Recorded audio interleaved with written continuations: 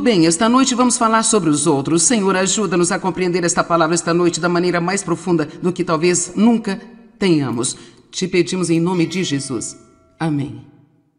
Bem, a Bíblia certamente fala mais sobre os outros do que sobre eu. No entanto, na maioria das vezes, estamos mais interessados em nós que nos outros, de modo que nós fazemos o contrário. A Bíblia diz algumas coisas sobre o eu. Ela diz: morra para si mesmo, controle-se a si mesmo. Em Marcos 8, na Amplificada, diz: ignore a si mesmo, perca de vista a si mesmo e todos os seus interesses. Que o amor não seja egoísta e egocêntrico e, por isso, temos de ser cuidadosos para não termos nós mesmos em nossa mente excessivamente. Agora, logo de início, eu quero esclarecer uma coisa, porque eu não quero que vocês entendam mal o que estou dizendo. Os cristãos são muito bons em levar as coisas a um extremo e faz com que a palavra se torne um problema em vez de uma verdade e a bênção que ela é. E sobre ensinar as pessoas a não ser egoístas, eu também quero dizer-lhe que isso não significa que você não precisa cuidar de si mesmo. Você nunca deve fazer alguma coisa para si mesmo. Eu acho que você precisa valorizar a si mesmo, precisa respeitar a si mesmo, precisa ter certeza de que você está emocionalmente saudável e são. E eu acredito que muitas vezes os cristãos ficam tão fora de equilíbrio em fazer coisa para os outros que não cuidam de si mesmos. Eu estava falando com o pastor e sua esposa outro dia e eles trabalham muito duro e por muito tempo e isso aparece, você vê nas pessoas. Você vê o cansaço e a fadiga. Então nós os incentivamos a ter mais tempo para si mesmos. E ele estava me contando algumas histórias que eu achei interessantes. Ele disse que ele estava jogando golfe um dia com Paul Wilshire, que pastoreia uma igreja gigantesca no outro país. Ele é um pastor muito, muito conhecido. E ele estava mencionando o pastor aqui, cujo nome não vou mencionar, e ele é um ministro de televisão bem conhecido e caiu em pecado publicamente e acabou destruindo seu ministério. E o pastor Shaw fez um comentário muito interessante. Ele disse que o que ele precisava fazer era jogar mais golfe. Se ele estivesse jogando mais golfe, não teria caído em pecado. Bem, você sabe, isso parece soar como... Oh, fala sério. Mas sabe, há evidências de que muitas pessoas caem no pecado porque elas se tornam tão super religiosas e tornam-se tão fora de equilíbrio que elas vão para as coisas erradas para obter o alívio que elas deveriam ter por viver uma vida saudável. Então, eu preciso ensiná-lo a não ser egoísta. Porque nascemos egoístas. E se você não acha que você não é egoísta, tudo que você tem que fazer é observar os bebês. Ver o quanto eles choram quando não conseguem o que querem. Então, nascemos com o princípio de pecado em nossa carne. Quando nascemos novamente, agora entenda isso, quando você nasce de novo, o pecado não morre. Você morre para o pecado. Há uma grande diferença aí. O pecado ainda está vivo e bem no planeta Terra e estará enquanto você estiver aqui e o diabo vai tentar arrastar-nos para o pecado. Então, nós temos que tomar a decisão continuamente de novo, confiando no poder de Deus para nos permitir fazê-lo. Ainda temos a capacidade para fazer todos os tipos de coisas erradas. Nós temos a capacidade de sermos egoístas e desviamos facilmente para o pecado, mas vamos optar por fazer a coisa certa de propósito, dia após dia, após dia, após dia, após dia. É assim que vencemos o diabo. Você não faz a coisa certa porque você sempre tem vontade de fazer a coisa certa. Você faz a coisa certa porque você sabe que é a coisa certa a fazer. Vou repetir. Não fazemos a coisa certa porque acordamos todos os dias e sentimos vontade de fazê-la. Em alguns dias eu me sinto mais agradável do que em outros. Mas você não tem que se sentir bem para agir certo. É algo que você pode optar por fazer. Agora, as pessoas egoístas não serão pessoas felizes. É simples assim. Eu vou te mostrar algumas escrituras que provam que se você é egoísta, você é como uma pessoa morta. Você está andando por aí, mas tudo em você é cheio de morte. Você não pode ser feliz sendo egoísta. Jesus foi certamente um homem que conhecia o valor de pensar nas outras pessoas e ele nos ensinou a sua palavra em muitos e muitos lugares. O primeiro dia do ministério de Jesus foi uma experiência muito ruim. Depois de toda a sua formação, depois de todo o seu estudo e toda aquela espera para começar o seu ministério, então ele teve seu tempo no deserto, lutando contra o inimigo. Ele saiu cheio do Espírito Santo, pronto para trabalhar e cumprir o chamado de Deus na sua vida. Ele foi para a sua cidade chamada Nazaré. Sabe, se você vai ser aceito em algum lugar e ganhando sorriso e aplausos, você certamente gostaria que tudo isso viesse de seu próprio povo em sua terra. Mas a Bíblia diz que o profeta não fica sem honra, senão na própria terra. E geralmente, curiosamente, quando você dá um passo para buscar mais poder, fazer mais para Deus, para servir a Deus, o que é interessante é que muitas vezes são os amigos íntimos ou os membros da família que parecem vir contra você. E o que temos de fazer é conhecer a nossa missão e sabermos do nosso chamado e não deixar que esse tipo de coisa nos pare. Assim, Jesus teve um mau primeiro dia. Mas isso não o impediu. Em Lucas capítulo 4, verso 29, levantaram-se e levaram-no para fora da cidade. Atormentando, eles o levaram ao projeto até o topo da colina sobre a qual fora construída a cidade, a fim de atirá-lo precipício abaixo sobre o penhasco. Mas Jesus passou por entre eles e retirou-se deles. Então, eles tentaram matar Jesus porque ele estava tentando pregar. É muito interessante esse capítulo, porque aqui você vai ver que eles começaram a gostar dele enquanto ele estava dizendo coisas boas para eles. Então, quando suas palavras ficaram apenas um pouco mais diretas e corretivas, eles então tiveram um acesso de raiva. Sabe, todo mundo adora a sua pregação se você está dizendo-lhes como eles são maravilhosos e o quanto Deus vai abençoá-los. Mas como você já sabia quando entrou aqui, se você assistiu meu programa na TV, essa não é a parte que Deus costuma dar a mim.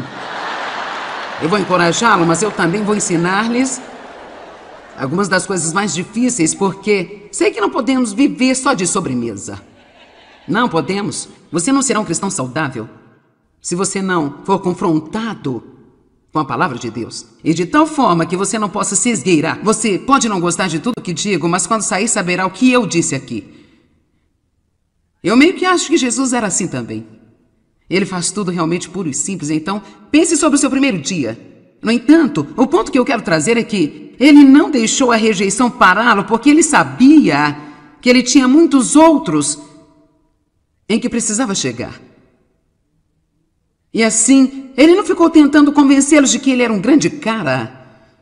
Ele não ficou lá tentando convencê-los da validade do seu ministério. Ele não ficou lá tentando defender-se a si mesmo. E eu quero que você ouça o que eu vou dizer, porque isso vai ajudá-lo. Jesus nunca tentou ajudar as pessoas que não queriam ajuda.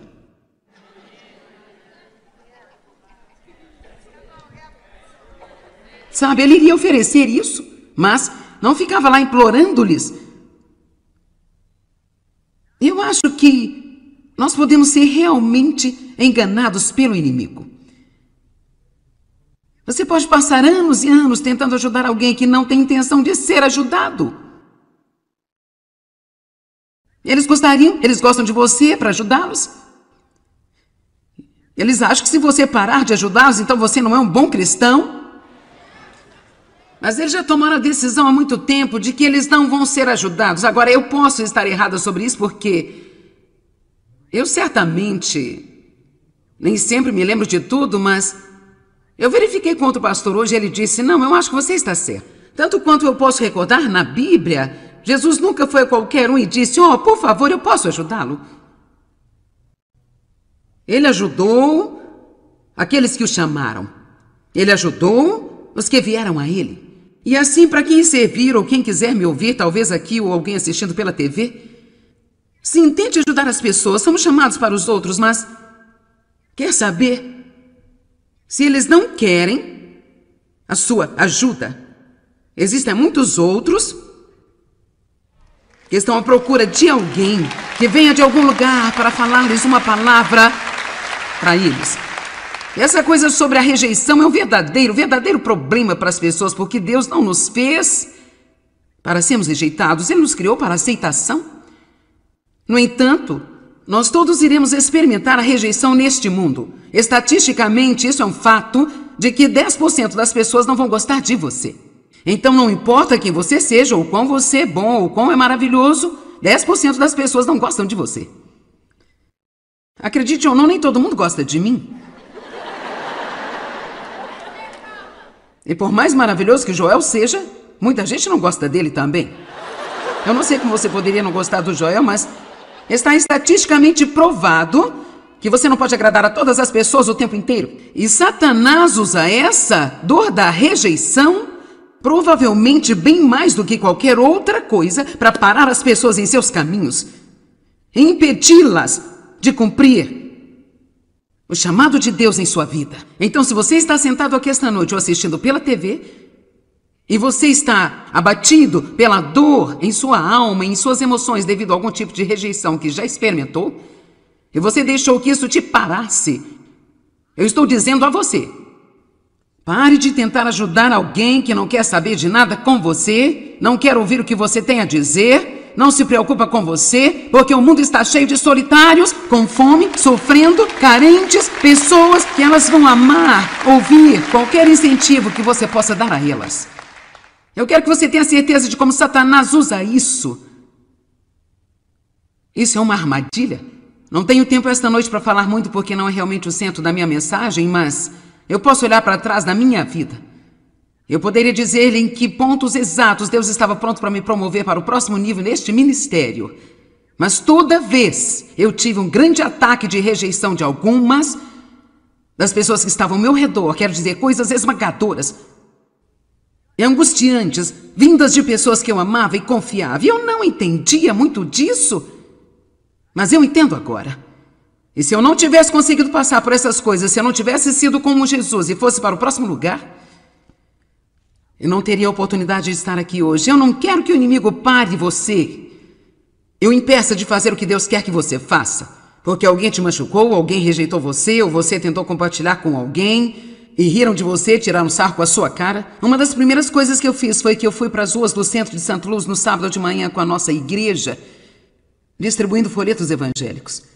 O primeiro a quem eu entreguei, o folheto dizia: sorria, Jesus ama você. E eu disse: Jesus te ama. E o cara tirou da minha mão com um tapa e ele disse: eu não quero esse maldito folheto aqui. E tudo em mim simplesmente. Mas, quando isso acontece, você tem que continuar.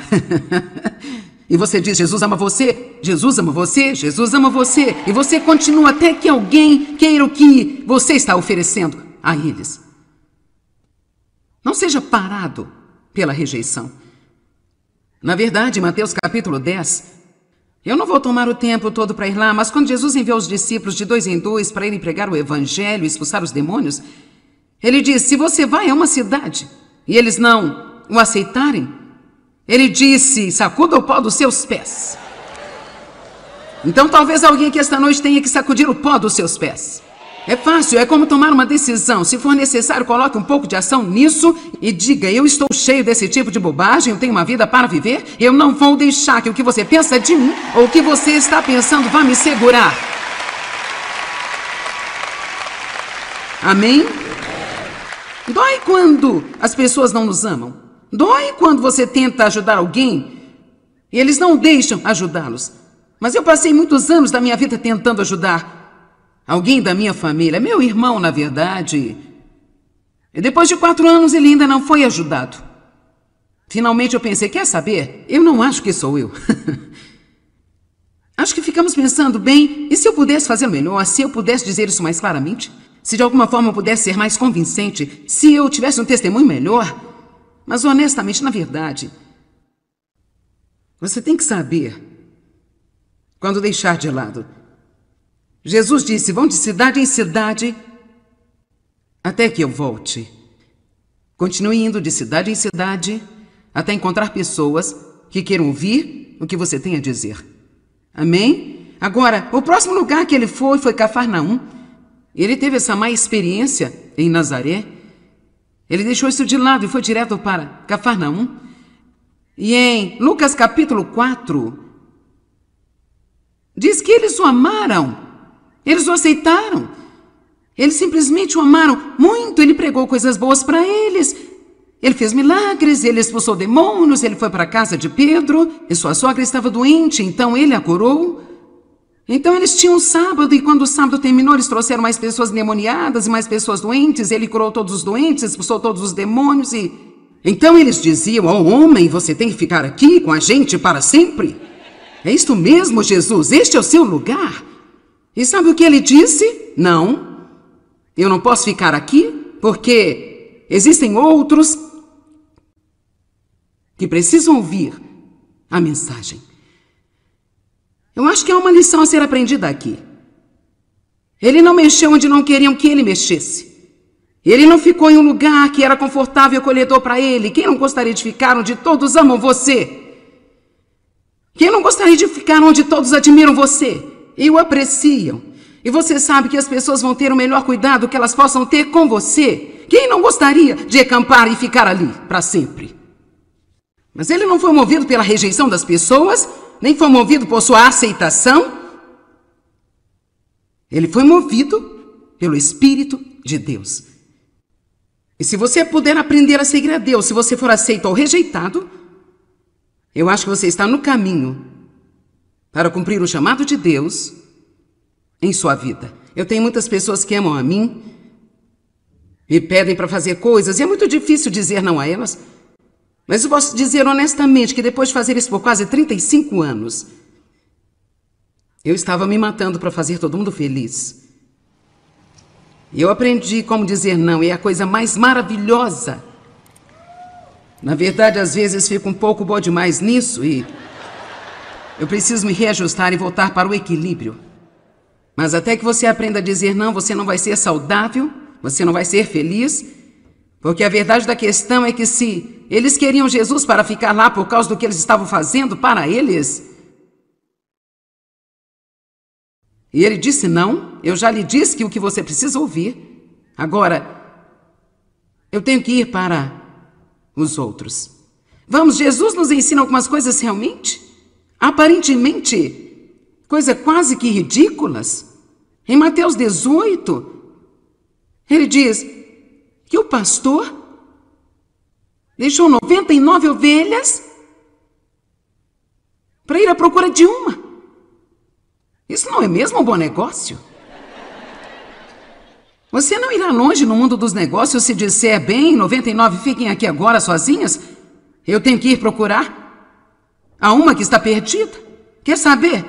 Se mais igrejas entendessem este princípio, elas iriam parar de exigir tanto dos seus pastores e deixá-los ir para os outros que estão perdidos, os ajudariam muito. Mas a maioria das pessoas nas igrejas quer apenas o homem de Deus, ou a mulher de Deus, ou a equipe, ou o pessoal de liderança para cuidar de mim, cuidar de mim, cuidar de mim, cuidar de mim. Sou crente há 40 anos, o meu bumbum está quadrado de tanto ficar sentado no banco, mas cuide de mim, cuide de mim, cuide de mim.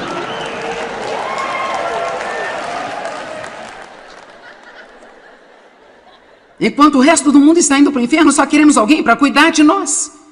E a verdade da questão é que nós devíamos há muito tempo não apenas ter liberado o homem de Deus, mas dizer, você não tem que cuidar de mim? Ei, eu estou bem, você tem me alimentado, estou crescido, me diga o que você quer fazer e vou atrás de você para ajudá-lo a fazê-lo.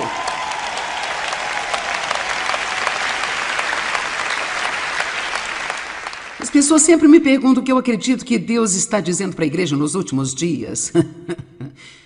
O que eu acredito que realmente é importante para a igreja, e eu não sei se as minhas respostas mudarão algum dia, mas é crescer e crescer.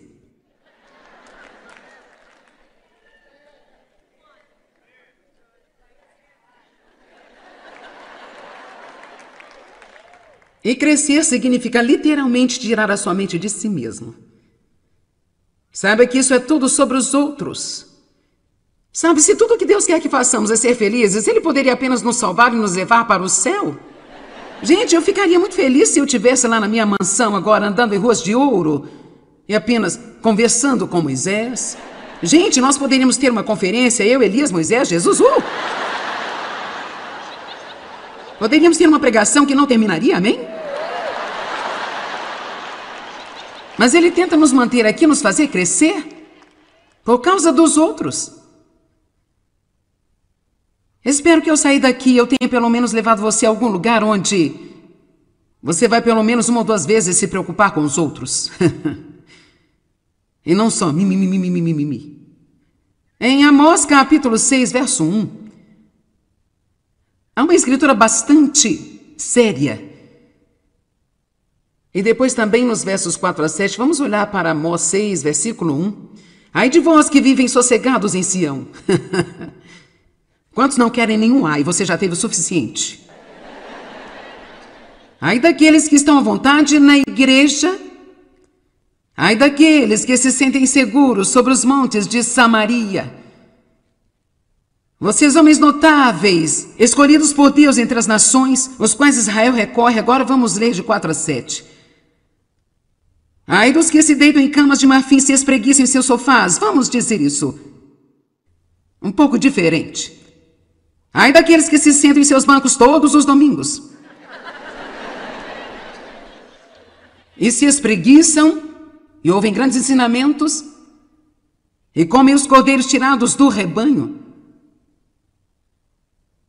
e os bezerros no meio do curral, versículo 5, que cantam canções ociosas ao som da harpa, inventam para si instrumentos de música como os de Davi, que se encontram em seus bancos e cantam palavras bonitas.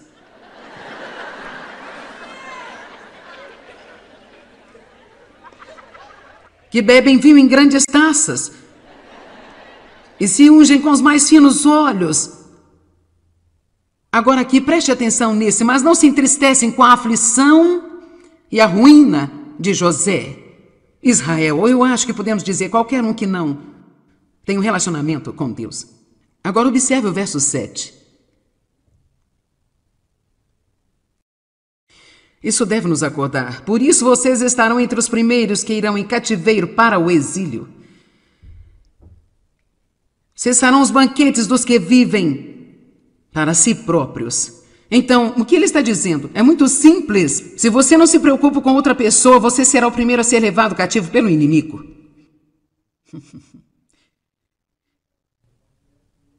Veja, eu vim entender isso na minha vida, que o egoísmo é fraqueza. Mas o amor e o cuidar dos outros é uma posição de poder acima de qualquer coisa que nós possamos imaginar. Se quiser que o diabo pare de lhe dar problema, basta começar a prestar atenção no que os outros precisam e o que você pode fazer para abençoá-los. E como você pode levantá-los. Quando você vai à igreja, não basta ir para obter uma bênção, vá para ser uma bênção. Propositalmente.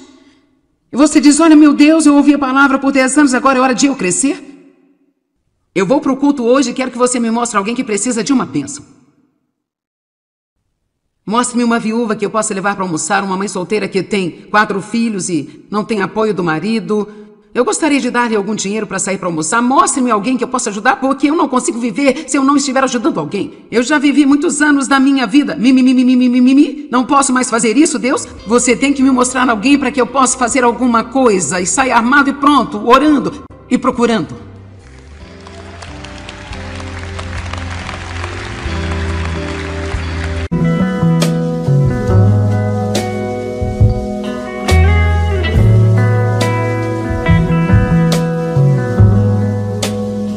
Tudo bem, esta noite vamos falar sobre os outros. Senhor, ajuda-nos a compreender esta palavra esta noite da maneira mais profunda do que talvez nunca tenhamos.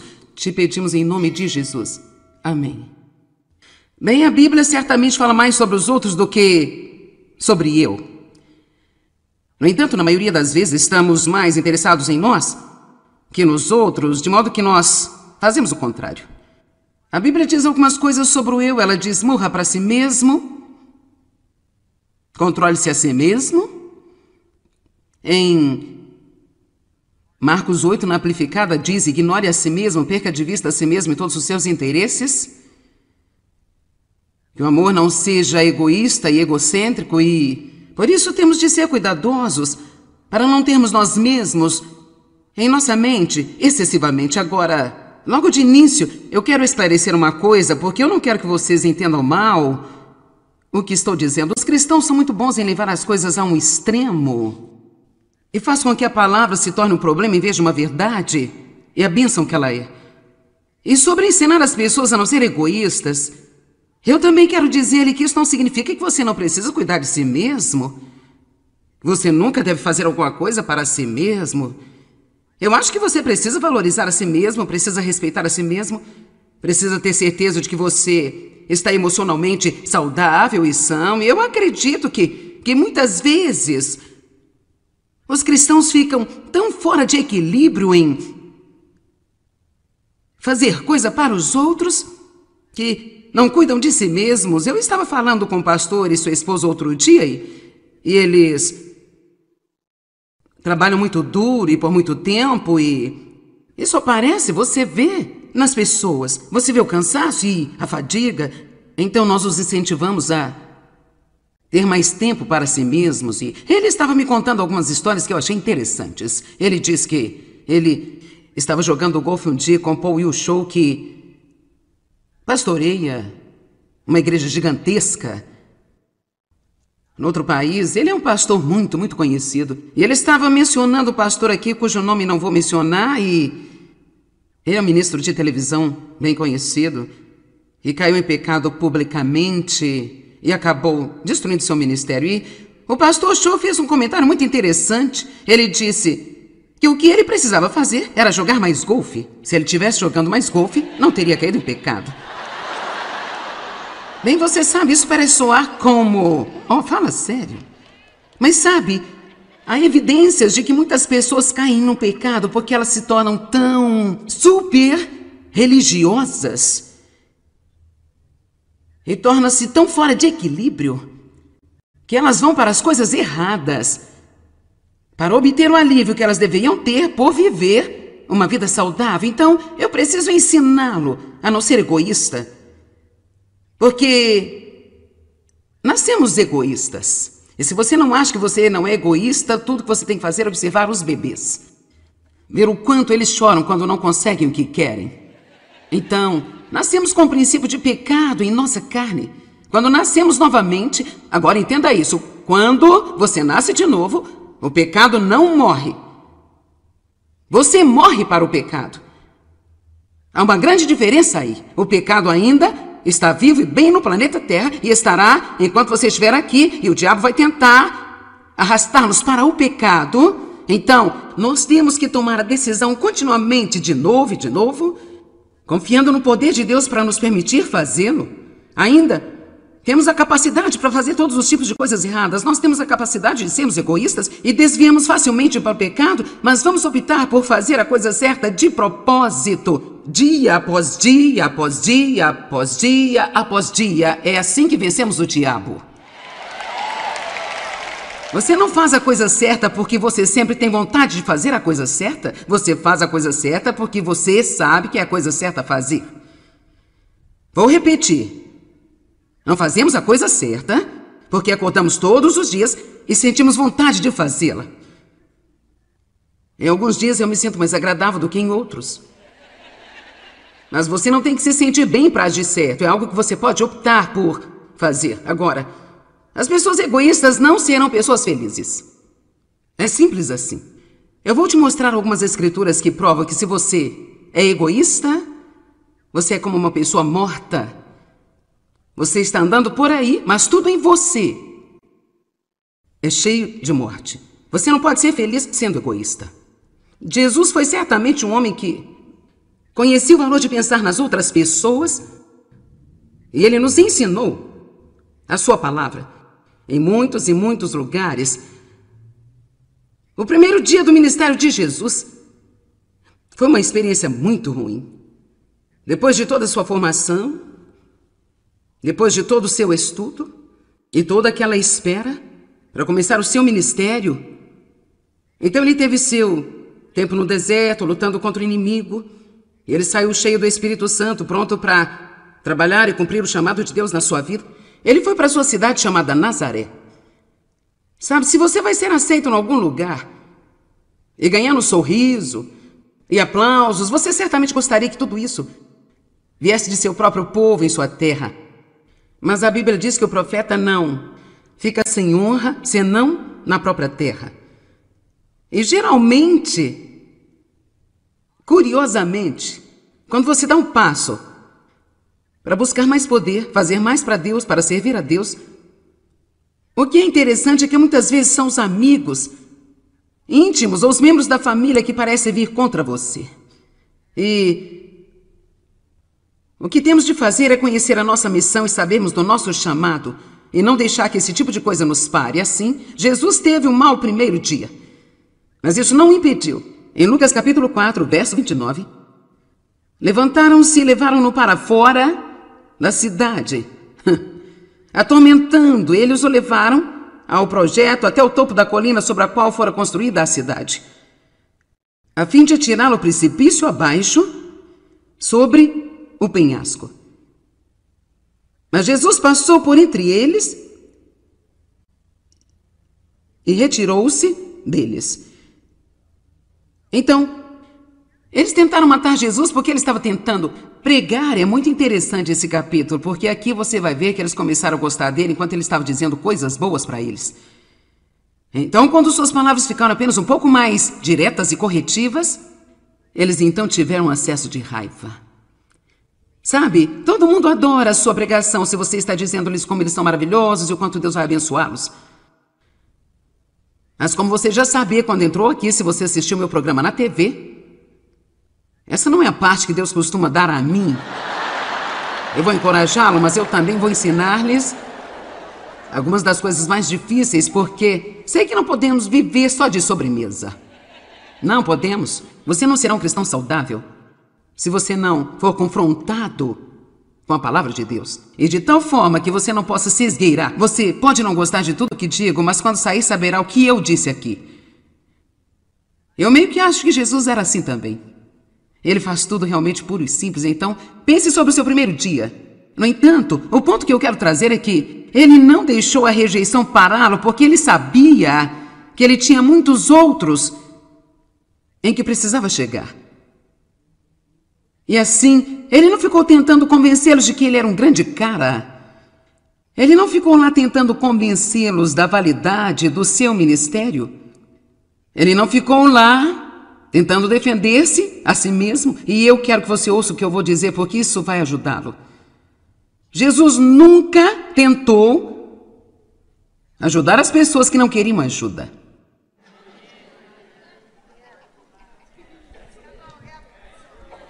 Sabe, ele iria oferecer isso, mas não ficava lá implorando-lhes.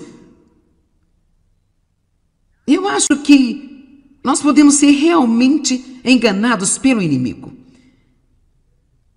Você pode passar anos e anos tentando ajudar alguém que não tem intenção de ser ajudado. Eles gostam de você para ajudá-los. Eles acham que se você parar de ajudá-los, então você não é um bom cristão. Mas eles já tomaram a decisão há muito tempo de que eles não vão ser ajudados. Agora, eu posso estar errada sobre isso porque eu certamente nem sempre me lembro de tudo, mas eu verifiquei com outro pastor hoje e ele disse, não, eu acho que você está certo. Tanto quanto eu posso recordar, na Bíblia, Jesus nunca foi a qualquer um e disse, por favor, eu posso ajudá-lo. Ele ajudou aqueles que o chamaram. Ele ajudou os que vieram a ele. E assim, para quem servir ou quem quiser me ouvir, talvez aqui ou alguém assistindo pela TV, sim, tente ajudar as pessoas, somos chamados para os outros, mas quer saber? Se eles não querem a sua ajuda, existem muitos outros que estão à procura de alguém que venha de algum lugar para falar-lhes uma palavra para eles. Essa coisa sobre a rejeição é um verdadeiro problema para as pessoas, porque Deus não nos fez para sermos rejeitados, Ele nos criou para a aceitação. No entanto, Nós todos iremos experimentar a rejeição neste mundo. Estatisticamente, isso é um fato de que 10% das pessoas não vão gostar de você. Então, não importa quem você seja, ou quão você é bom, ou quão é maravilhoso, 10% das pessoas não gostam de você. Acredite ou não, nem todo mundo gosta de mim. E por mais maravilhoso que Joel seja, muita gente não gosta dele também.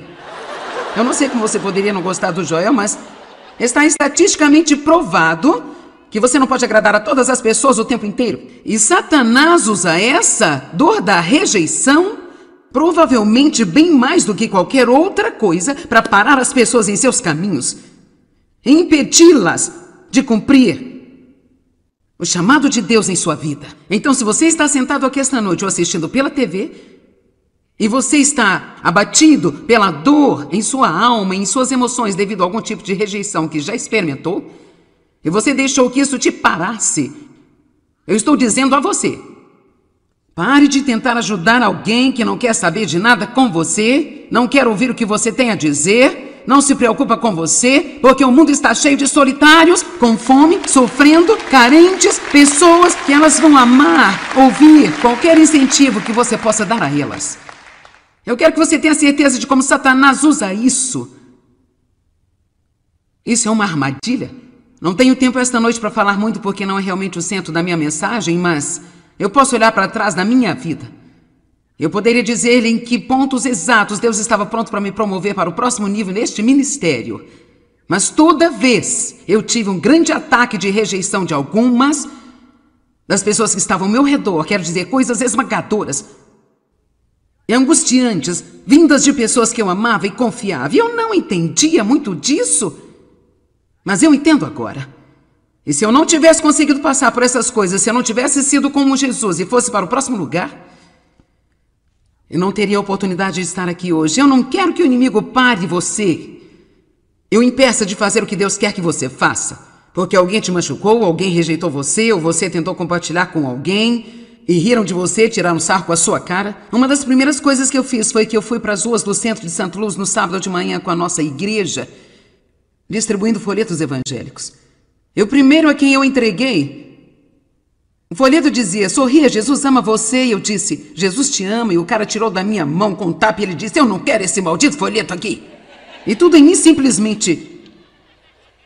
Mas, quando isso acontece, você tem que continuar. E você diz, Jesus ama você, Jesus ama você, Jesus ama você. E você continua até que alguém queira o que você está oferecendo a eles. Não seja parado pela rejeição.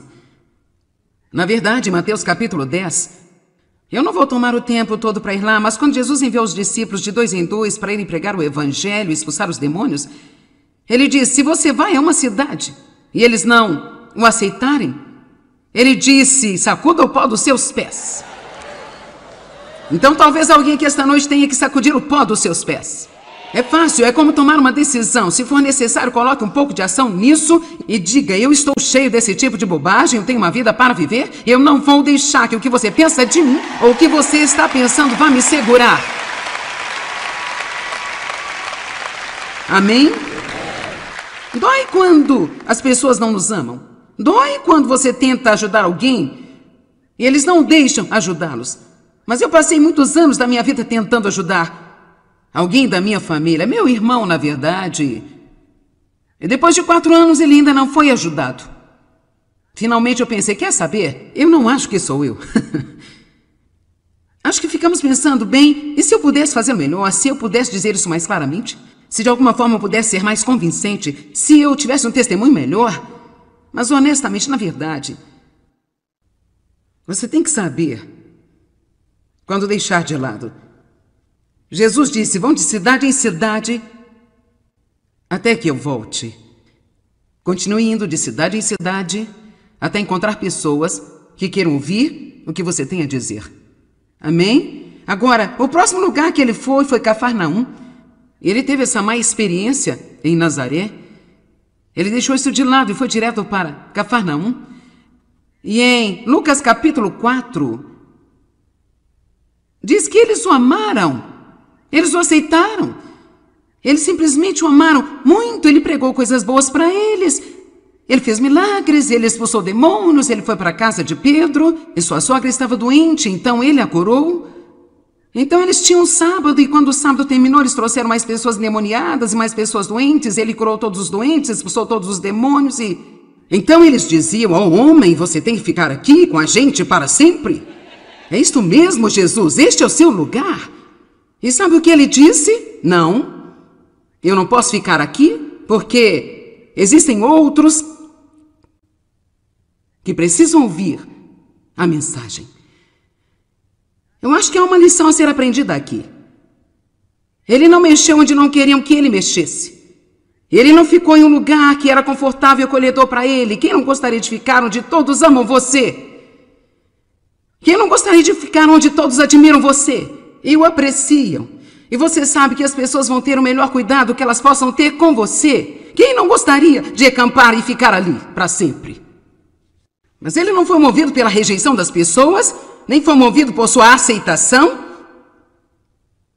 Ele foi movido pelo Espírito de Deus. E se você puder aprender a seguir a Deus, se você for aceito ou rejeitado, eu acho que você está no caminho para cumprir o chamado de Deus em sua vida. Eu tenho muitas pessoas que amam a mim, me pedem para fazer coisas, e é muito difícil dizer não a elas. Mas eu posso dizer honestamente que depois de fazer isso por quase 35 anos, eu estava me matando para fazer todo mundo feliz.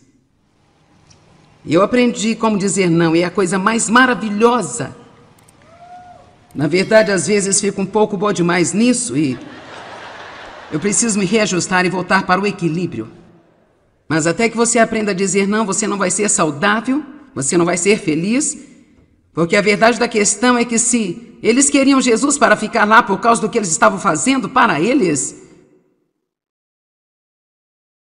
e ele disse não, eu já lhe disse que o que você precisa ouvir. Agora, eu tenho que ir para os outros.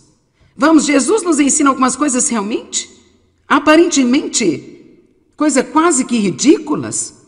Em Mateus 18, ele diz que o pastor deixou 99 ovelhas para ir à procura de uma. Isso não é mesmo um bom negócio? Você não irá longe no mundo dos negócios se disser, bem, 99 fiquem aqui agora sozinhas. Eu tenho que ir procurar a uma que está perdida. Quer saber? Se mais igrejas entendessem este princípio, elas iriam parar de exigir tanto dos seus pastores e deixá-los ir para os outros que estão perdidos, os ajudariam muito. Mas a maioria das pessoas nas igrejas quer apenas o homem de Deus, ou a mulher de Deus, ou a equipe, ou o pessoal de liderança para cuidar de mim, cuidar de mim, cuidar de mim, cuidar de mim. Sou crente há 40 anos, o meu bumbum está quadrado de tanto ficar sentado no banco, mas cuide de mim, cuide de mim, cuide de mim.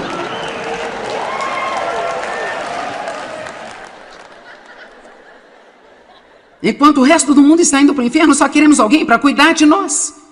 E a verdade da questão é que nós devíamos há muito tempo não apenas ter liberado o homem de Deus, mas dizer, você não tem que cuidar de mim? Ei, eu estou bem, você tem me alimentado, estou crescido, me diga o que você quer fazer e vou atrás de você para ajudá-lo a fazê-lo.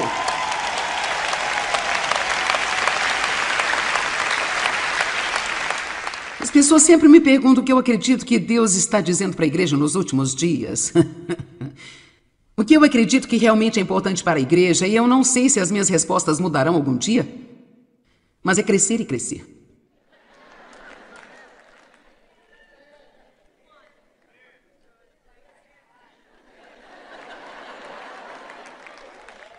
E crescer significa literalmente tirar a sua mente de si mesmo. Saiba que isso é tudo sobre os outros. Sabe, se tudo o que Deus quer que façamos é ser felizes, Ele poderia apenas nos salvar e nos levar para o céu? Gente, eu ficaria muito feliz se eu estivesse lá na minha mansão agora, andando em ruas de ouro e apenas conversando com Moisés. Gente, nós poderíamos ter uma conferência, eu, Elias, Moisés, Jesus, Poderíamos ter uma pregação que não terminaria, amém? Mas Ele tenta nos manter aqui, nos fazer crescer, por causa dos outros. Espero que ao sair daqui eu tenha pelo menos levado você a algum lugar onde Você vai pelo menos 1 ou 2 vezes se preocupar com os outros.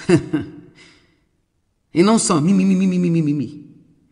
Em Amós capítulo 6, verso 1,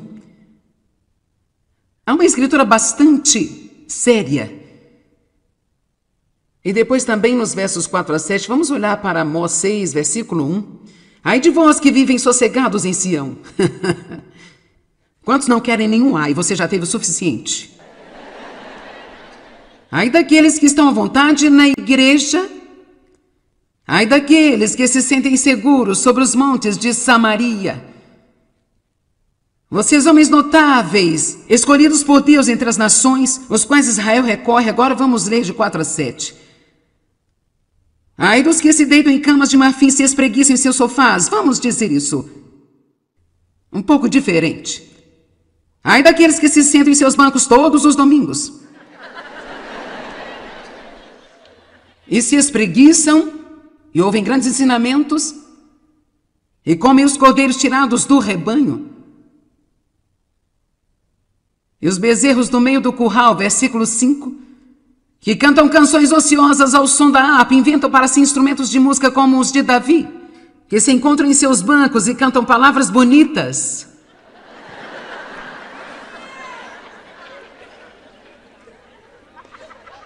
Que bebem vinho em grandes taças e se ungem com os mais finos óleos.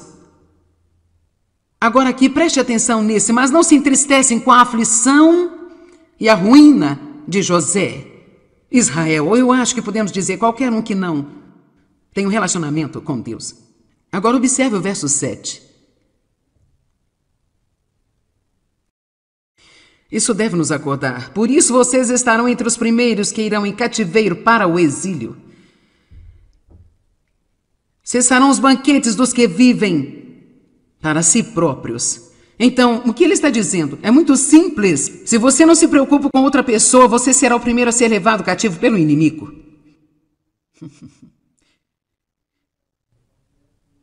Veja, eu vim entender isso na minha vida, que o egoísmo é fraqueza. Mas o amor e o cuidar dos outros é uma posição de poder acima de qualquer coisa que nós possamos imaginar. Se quiser que o diabo pare de lhe dar problema, basta começar a prestar atenção no que os outros precisam e o que você pode fazer para abençoá-los. E como você pode levantá-los. Quando você vai à igreja, não basta ir para obter uma bênção, vá para ser uma bênção. Propositalmente. E você diz, olha, meu Deus, eu ouvi a palavra por 10 anos, agora é hora de eu crescer. Eu vou para o culto hoje e quero que você me mostre alguém que precisa de uma bênção. Mostre-me uma viúva que eu possa levar para almoçar, uma mãe solteira que tem 4 filhos e não tem apoio do marido. Eu gostaria de dar-lhe algum dinheiro para sair para almoçar. Mostre-me alguém que eu possa ajudar, porque eu não consigo viver se eu não estiver ajudando alguém. Eu já vivi muitos anos da minha vida. Não posso mais fazer isso, Deus? Você tem que me mostrar alguém para que eu possa fazer alguma coisa e sair armado e pronto, orando e procurando.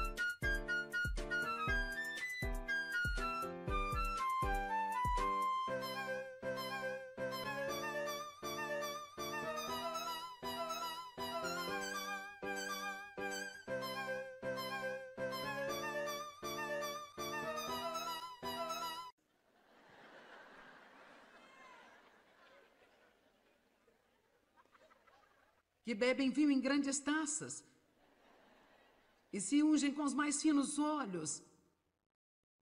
Agora aqui, preste atenção nisso, mas não se entristecem com a aflição e a ruína de José.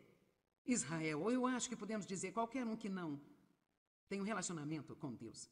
Agora observe o verso 7. Isso deve nos acordar. Por isso vocês estarão entre os primeiros que irão em cativeiro para o exílio. Cessarão os banquetes dos que vivem para si próprios.